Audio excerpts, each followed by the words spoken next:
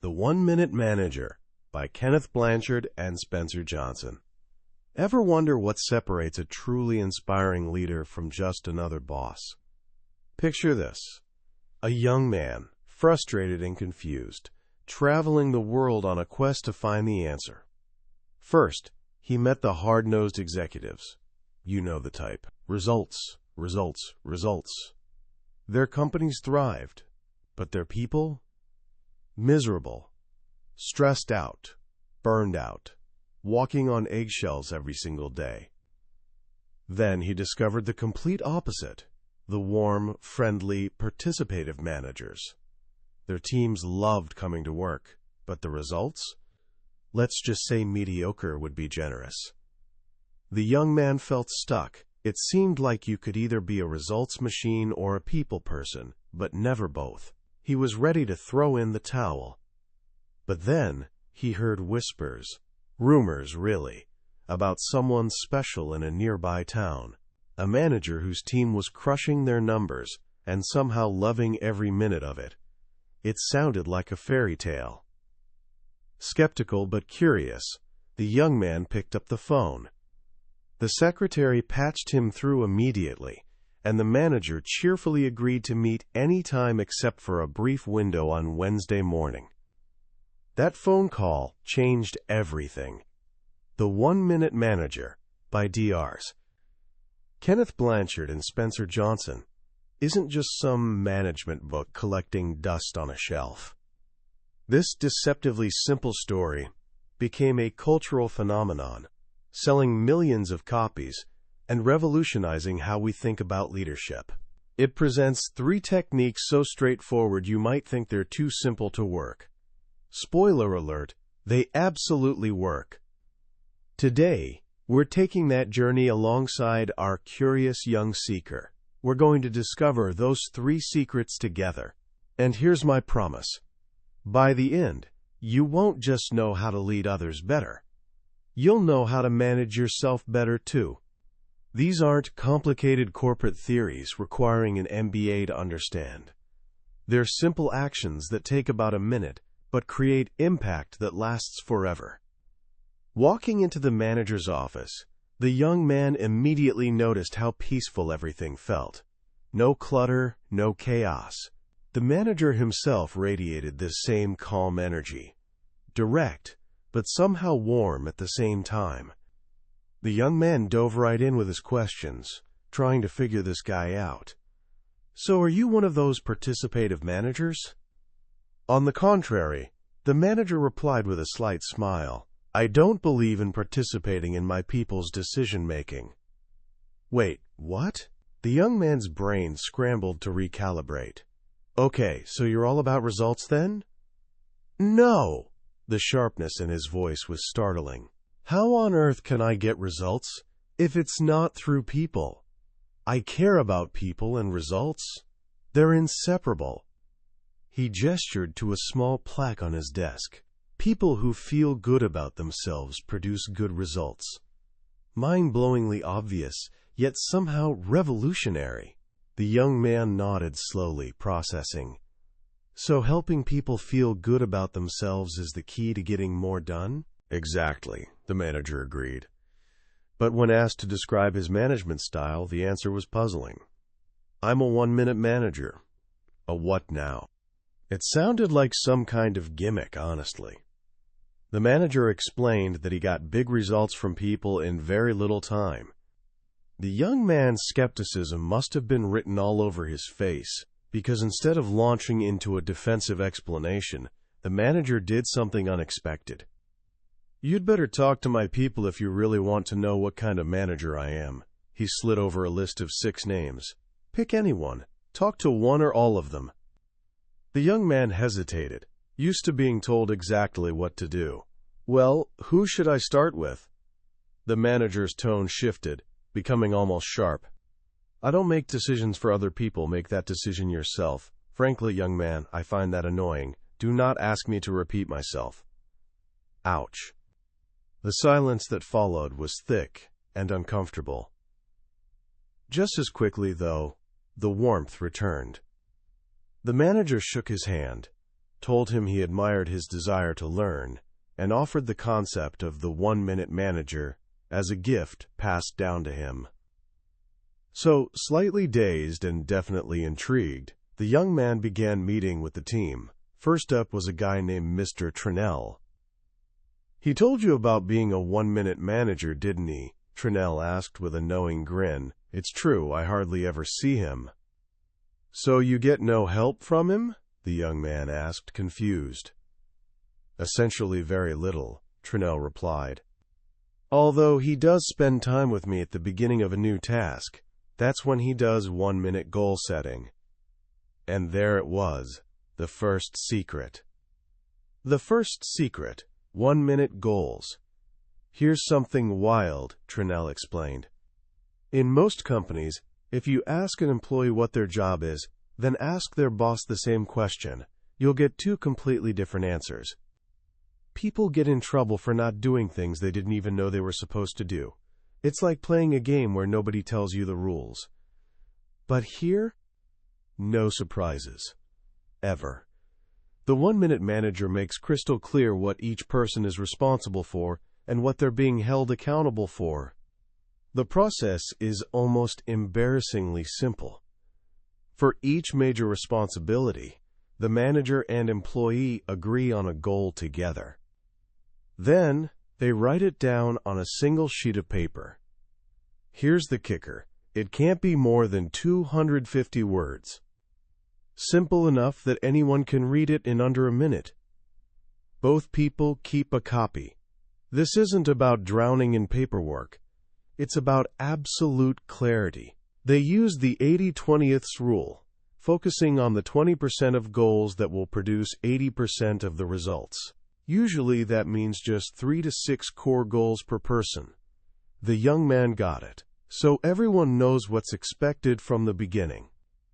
"Exactly," said Trinnell, "but there was more. It wasn't just about knowing your duties. It was about knowing what good performance actually looks like." Trinnell shared a story from when he was new. He ran into a problem he couldn't solve, so he went to the 1-minute manager. "Sir, I have a problem."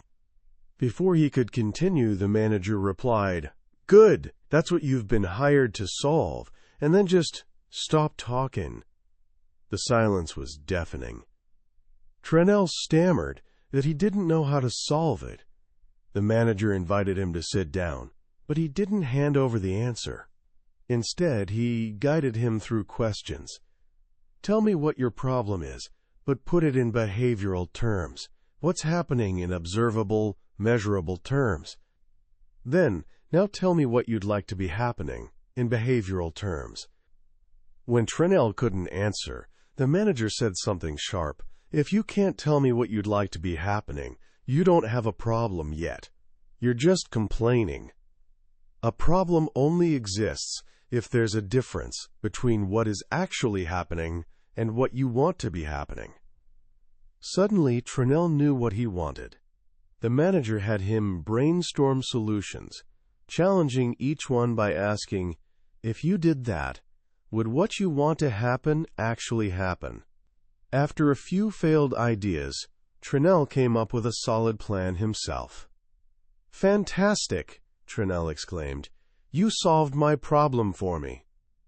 The manager actually got annoyed. "I did not," he interrupted. "You solved it yourself. I just asked you questions that you're perfectly capable of asking yourself. Now get out of here and start solving your own problems on your time, not mine." But as Trinnell headed for the door, the manager looked him in the eye and said, "You're good, Trinnell. Remember that the next time you have a problem." Tough, but empowering. That was the essence of 1-minute goal setting. Not just writing things down, but creating clarity and ownership from day one. The summary of the first secret. 1. Agree on your goals together. 2. See what good behavior looks like. 3. Write each goal on a single sheet of paper in less than 250 words. 4. Read and reread each goal frequently, which only takes a minute. 5. Every once in a while, take a minute to check if your behavior matches your goal. Feeling enlightened, the young man moved on to the next person, a guy named Mr. Levy. Levy greeted him with that now familiar line, "He's quite a guy, isn't he?" And like Trinell, he confirmed he rarely saw the manager. "Yes, I know about 1-minute goal setting," the young man said, eager to show off his new knowledge. "Actually," Levy said, "I was thinking of something else. I was referring to 1-minute praisings." Hello, second secret. The second secret, 1-minute praisings. When Levy first started, the manager told him something crystal clear: "I want you to succeed. So I'm going to give you honest feedback. I'm going to let you know in no uncertain terms when you're doing well and when you're doing poorly." After setting 1-minute goals with Levy, the manager did something unusual. He stayed in close contact. He observed Levy's work and had him send detailed progress reports. "At first I thought he was spying on me," Levy admitted, "that he didn't trust me." "So what was he really doing?" the young man asked. Levy leaned in with a smile. "He was trying to catch me doing something right." Revolutionary, right? Most managers are experts at catching people screwing up. It's the gotcha style of leadership. But the 1-minute manager flipped that completely, operating on a different philosophy, summed up in their motto: help people reach their full potential. Catch them doing something right. So what happened when he caught Levy doing something right? "That's when he gives you a 1-minute praising," Levy said. The manager would walk over, maybe put a hand on his shoulder in a friendly way. He'd look him straight in the eye and tell him precisely what he did right. Not just "good job." Specific: "Levy, I saw how you handled that client complaint. You were patient, you listened, and you found a solution that made them happy. That was excellent." Then he'd share how he felt about it. "That makes me feel so proud, and it helps the whole team when we build trust like that." After that, he'd pause.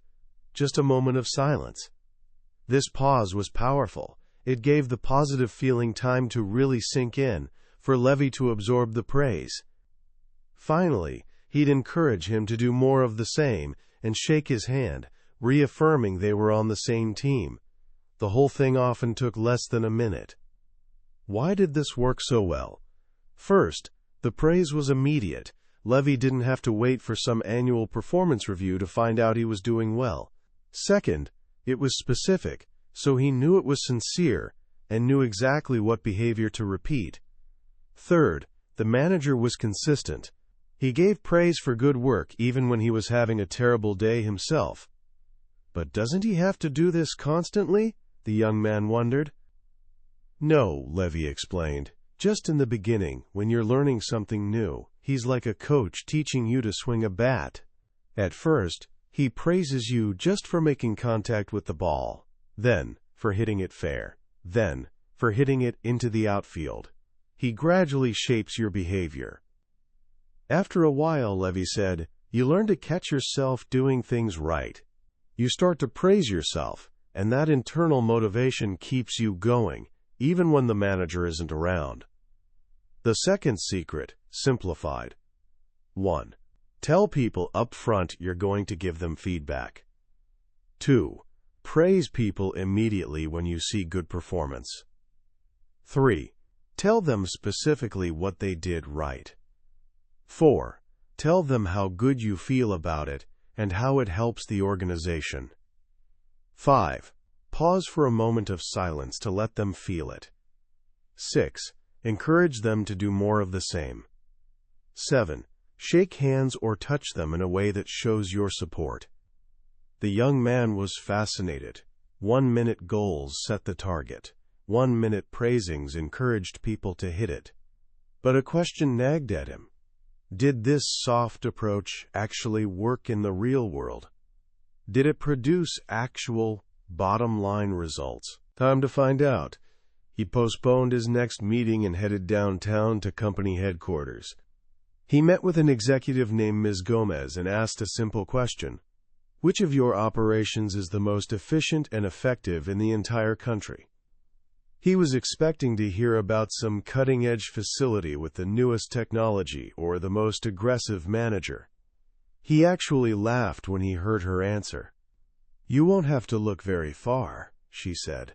"It's the 1-minute managers." His operation was the best, and get this, he had some of the oldest equipment. The young man, still looking for the catch, asked, "What about turnover? Does he lose a lot of people?"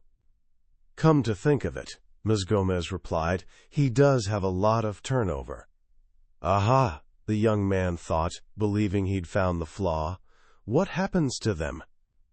"We give them their own operations to run," she said. "He's our best trainer of people. Whenever we need a good manager, we call him. He always has somebody ready." The young man was stunned. The system worked. It produced not just results, but leaders. He returned the next day, excited to learn the third and final secret from the last person on his list, Ms. Brown.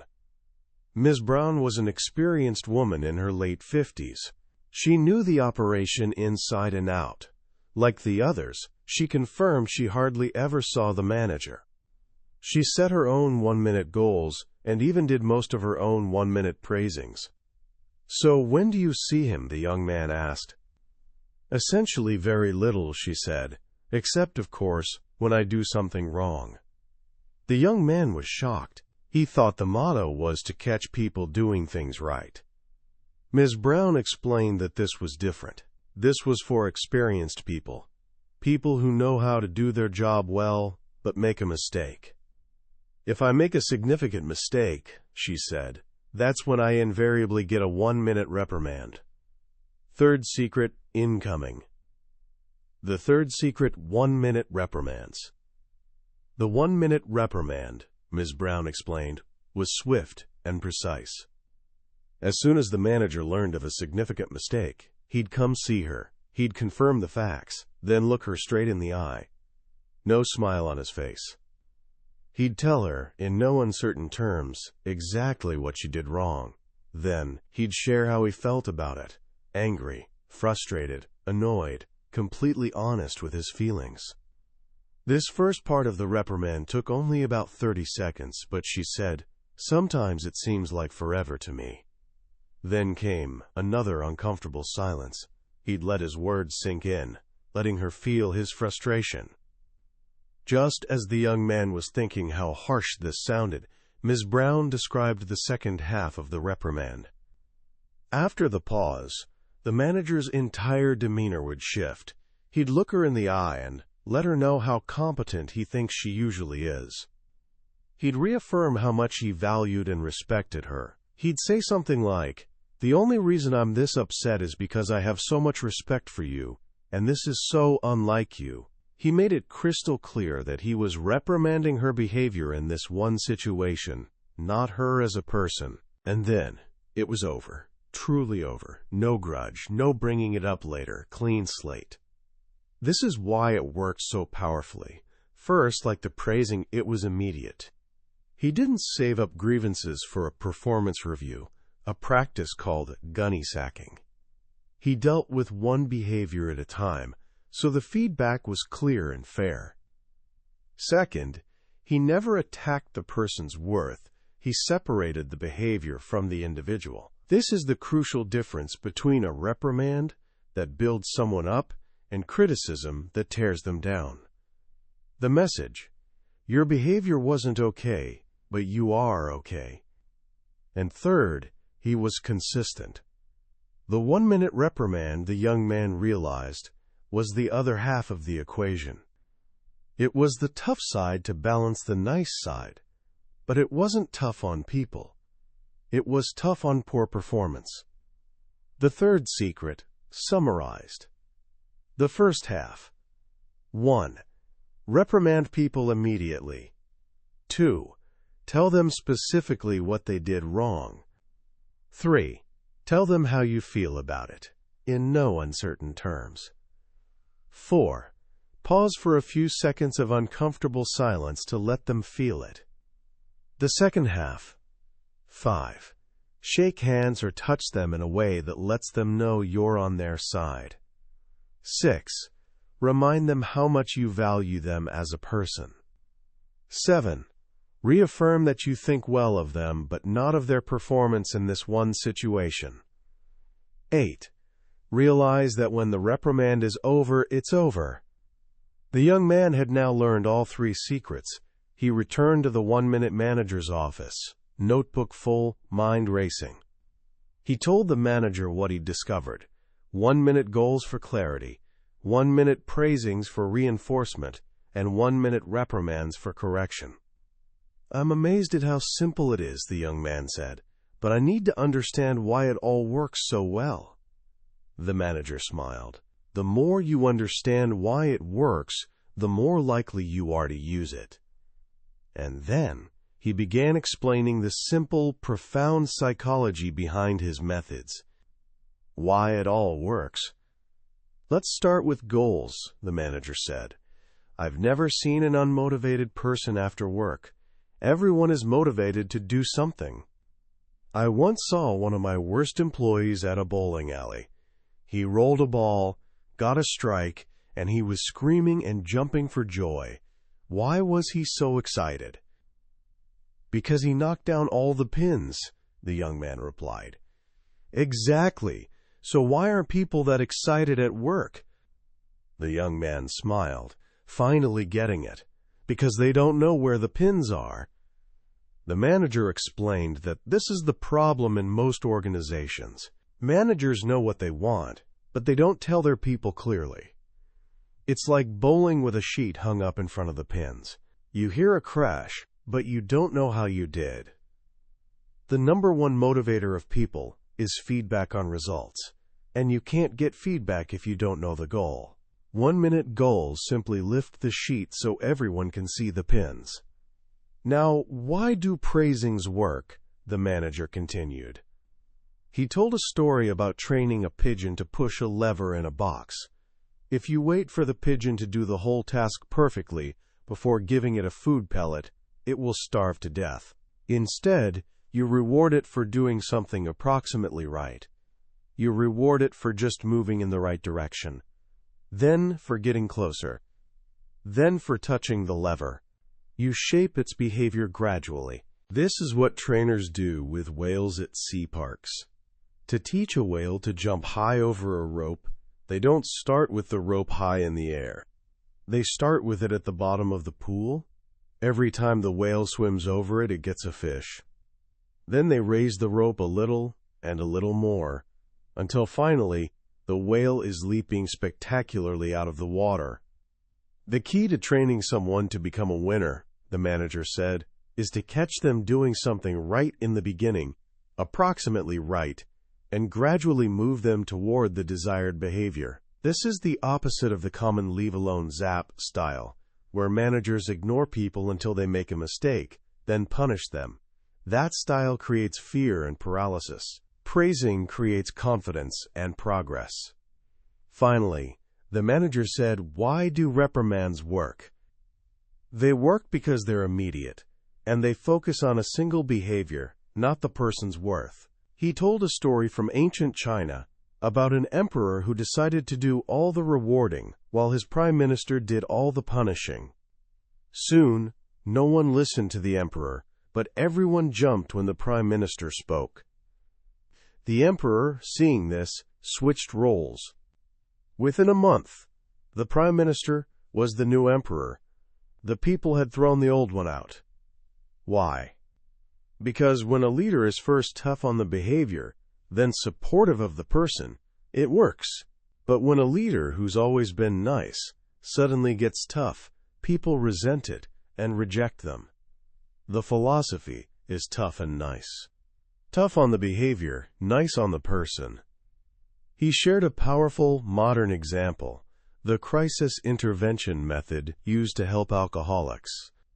Family members gather and, one by one, tell the person about specific, harmful behaviors they observed. Then they share how those behaviors made them feel: angry, scared, embarrassed. And finally, they touch the person and tell them how much they love them and want them to get well. This combination of confronting the behavior while reaffirming the person's worth, is incredibly effective at creating change. The core principle behind it all is a simple truth. We are not just our behavior, we are the person managing our behavior. When a manager understands this, they can correct poor performance without damaging a person's spirit. They can build people up, even when they have to be tough. The young man listened, completely captivated. All the pieces clicked into place. The 3 secrets weren't just techniques. They were a philosophy of leadership, rooted in clarity, respect, and a genuine desire to see people succeed. He looked at the 1-minute manager and said, "The power of your management style comes from one thing. You care about people." "Yes," the manager said simply. "I guess I do." The young man saw a job posting on his way out. He applied, and of course, he got the job. He worked there for some time, learning and growing. And eventually, the inevitable happened. He became a 1-minute manager himself, not because he talked like one, but because he behaved like one. He set 1-minute goals. He gave 1-minute praisings. He gave 1-minute reprimands. And most importantly, he encouraged the people he worked with to do the same, passing on the gift that had been given to him. What a simple, beautiful little story. When the 1-minute manager first came out, I think a lot of people in the business world didn't know what to make of it. It's so short, so easy to read, that it's tempting to dismiss it as simplistic. But that's where its genius lies. DRs. Blanchard and Johnson boiled down decades of research in medicine and behavioral science into 3 common-sense principles that anyone can use. The most powerful lesson for me, and the one that matters more today than ever, is the idea that clarity is kindness. Think about how much anxiety, stress, and wasted effort comes from people simply not knowing what's expected of them. We see it everywhere. In our jobs, in our schools, even in our families. We play guessing games, trying to figure out what our boss or teacher or parents want. The first secret 1-minute goals cuts right through that noise. It says, let's stop the games. Let's agree on what we're trying to do, write it down so we don't forget, and then get to work. Imagine the creative energy that would be unlocked if everyone operated with that level of clarity. The second lesson that resonates so deeply is the shift from a deficit mindset to a positive one. Our culture is obsessed with criticism. We're experts at finding flaws. We look for what's wrong. The 1-minute praising flips that completely. It asks you to become a detective for what's right. The motto, "Catch them doing something right," is a call to action. It forces you to look for the good, to acknowledge progress, and to build on strengths. This isn't just a management technique. It's a way to be a better parent, a better friend, a better human being. It's about building people up, not tearing them down. And finally, the 1-minute reprimand teaches us how to handle mistakes with dignity and respect. It's a masterclass in separating the action from the person. So often, when we have to correct someone, we make it personal. We attack their character. The reprimand shows us a better way. Be tough on the behavior, but always, always be supportive of the person. It acknowledges that good people sometimes make bad choices, and that a mistake doesn't define them. When the reprimand is over, it's over. This principle of forgiveness and moving forward is desperately needed in a world that loves to hold on to grudges. So how can you start applying these ideas right now, today? Here are 3 simple actions you can take. 1. Set one 1-minute goal. Don't try to overhaul your whole life. Just pick one thing. Maybe it's a school project, a fitness goal, or a chore you keep putting off. Take out a piece of paper and write down, in less than 250 words, what success looks like. What will you do, and by when? Put it somewhere you can see it and read it every morning for a week. See what that clarity does for you. 2. Give one 1-minute praising. For the next 24 hours, actively look for an opportunity to catch someone doing something right. It could be a classmate, a sibling, or a parent. When you see it, don't just let the moment pass. Stop, look them in the eye, and tell them specifically what they did and why you appreciate it. Mom, dinner was amazing tonight. I know you're tired, and it means a lot that you still made such a great meal. Watch what happens. 3. Practice the self-reprimand. The next time you mess up, and you will, because we all do, try the technique on yourself. First, acknowledge the mistake honestly. I procrastinated on that assignment, and now I'm stressed. That was a poor choice. Feel the frustration for a moment. Then, immediately shift. Reaffirm your worth. But I'm a capable person, and I can fix this. This mistake isn't who I am. And then, move on. Let it be over. This little book is a gift. It reminds us that leadership isn't about being complex. It's about being human. It's about taking a minute to set clear goals, a minute to praise progress, and a minute to correct mistakes with respect. It's about realizing that the best minute you spend is the one you invest in people. That was a summary of The 1-Minute Manager by Kenneth Blanchard and Spencer Johnson. We've covered the core ideas today, but honestly, a summary is like looking at a postcard of the Grand Canyon. It gives you the idea, but it can't compare to the experience of standing on the edge yourself. The real magic of this book is in its simplicity and the way its story settles into your mind. This summary is here to help you decide if this journey is for you. If anything we talked about today struck a chord, if you feel a pull toward a simpler, more effective way of leading and living, then I encourage you to grab a copy. Reading it isn't just about learning a few techniques. It's an experience that can genuinely shift how you see yourself, your work, and the people around you. Also, if you found this summary valuable and it gave you something to think about, I'd be so grateful if you'd hit that subscribe button. That way, you won't miss our next exploration into another foundational book that's shaped the minds of great leaders and thinkers.